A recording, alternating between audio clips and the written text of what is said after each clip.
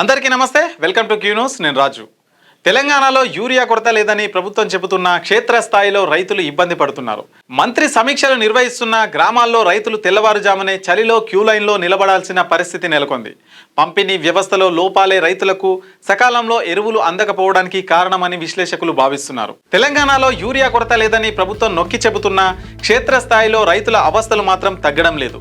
ఒకవైపు సచివాలయం వేదికగా మంత్రి సమీక్షలు నిర్వహిస్తుంటే మరోవైపు గ్రామాల్లో రైతులు తెల్లవారుజామునే చలిలో క్యూ లైన్లో నిలబడాల్సిన పరిస్థితి నెలకొంది. వ్యవసాయ శాఖ మంత్రి తుమ్మల నాగేశ్వరరావు బుధవారం సచివాలయంలో యూరియా పంపిణీపై ఉన్నత స్థాయి సమీక్ష నిర్వహించారు. ఈ సందర్భంగా ఆయన మాట్లాడుతూ రాష్ట్రంలో ఎక్కడా ఎరువుల కొరత లేదని స్పష్టం చేశారు. ప్రస్తుతం రాష్ట్ర వ్యాప్తంగా సుమారు 2 లక్షల టన్నుల యూరియా నిల్వలు ఉన్నాయని, ఇప్పటికే 4 లక్షల టన్నులను రైతులకు అందజేశామని వెల్లడించారు. మండల అధికారులు, ఏఓలు క్షేత్రస్థాయిలో పర్యటించి సరఫరాను పర్యవేక్షించాలని ఆదేశించారు. సాంకేతికత వినియోగంపై స్పందిస్తూ మొబైల్ యాప్ ద్వారా ఇప్పటికే సుమారు 1,00,000 మంది రైతులు 3.19 లక్షల బస్తాల యూరియాను కొనుగోలు చేశారని మంత్రి తుమ్మల వివరించారు. మంత్రి ప్రకటనలు ఎలా ఉన్నా ఖమ్మం జిల్లా కొనిజెర్లలో బుధవారం కనిపించిన దృశ్యాలు పరిస్థితి తీవ్రతను చాటి చెబుతున్నాయి. ఒక ప్రైవేటు దుకాణానికి యూరియా లోడ్ వచ్చిందన్న సమాచారంతో తెల్లవారుజామునే రైతులు ఎముకలు కొరికే చలిని సైతం లెక్క చేయకుండా బారులు తీరారు. కొనిజెర్లతో పాటు మల్లుపల్లి, తుమ్మలపల్లి, బస్వపురం వంటి పరిసర గ్రామాల నుంచి వందలాది మంది రైతులు, మహిళలు తరలి రావడంతో అక్కడ తీవ్ర గందరగోళం ఏర్పడింది. పరిస్థితి అదుపు తప్పడంతో పోలీసులు రంగప్రవేశం చేయాల్సి వచ్చింది.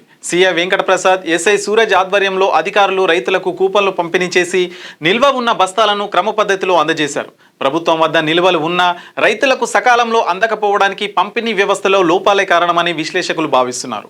అధికారులు పర్యవేక్షణ పెంచాలని, బ్లాక్ మార్కెట్కు తరలకుండా చూడాలని రైతులు కోరుతున్నారు. ప్రస్తుతం పంటలకు యూరియా వేయాల్సిన కీలక సమయం కావడంతో ప్రభుత్వం కేవలం లెక్కలకే పరిమితం కాకుండా ప్రతి మండల కేంద్రంలో తగినంత నిల్వలు ఉండేలా చర్యలు తీసుకోవాల్సిన అవసరం ఉంది.